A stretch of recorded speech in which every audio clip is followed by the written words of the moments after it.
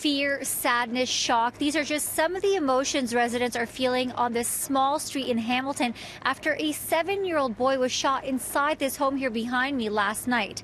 The boy is in hospital in stable condition as the hunt for 2 suspects continues.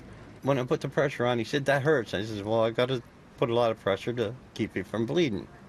And he says, "Oh, okay, it's hard to breathe."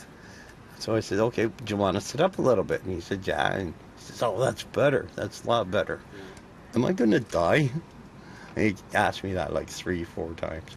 This resident lives just 2 doors down from the house where a young boy was shot last night. I heard her screaming, so I opened her front door and went in, and he was laying on the floor. And what did you do? Grabbed some clothes that were laying there, packed them into the wound, held them tight, and wrapped his hand up and stopped it from bleeding. I confirm that he was struck at least once.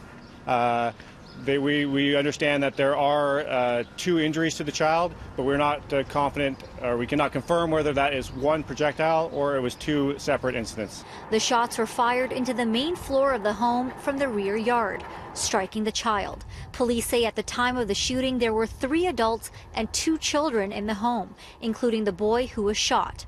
All others are physically safe, just shaken up. Police say some of those adults are known to them.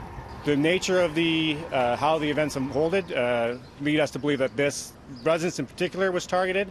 The child himself was not a target of this shooting. Police say they believe the suspects fled in a vehicle which is being described as a light-colored 4-door sedan. My son knows who the little boy is, so we've got to explain to him today what happened.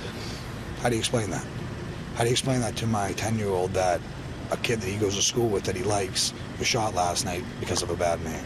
This latest incident, a traumatic reminder of another tragedy which took place on this very street. This is where Jesse Clark died 5 years ago, right here in my arms on my front porch. 14-year-old Clark was stabbed to death after an altercation between a group of young men. His killer, who was 18 at the time, was charged with manslaughter. Last night's incident is just too much for this father, whose kid goes to school with the boy who was shot. It's terrifying, really. I don't know what to think, but we want to move. We really don't like it here. And, I don't know what anybody's lifestyle is, and I don't really care. It's none of my business, but when it comes down to this, it becomes everybody's business.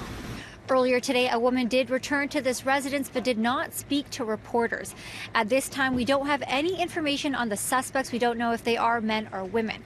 But Hamilton police are asking if anyone does have any information to reach out to them or Crime Stoppers. Maleeha Sheik, City News, Hamilton.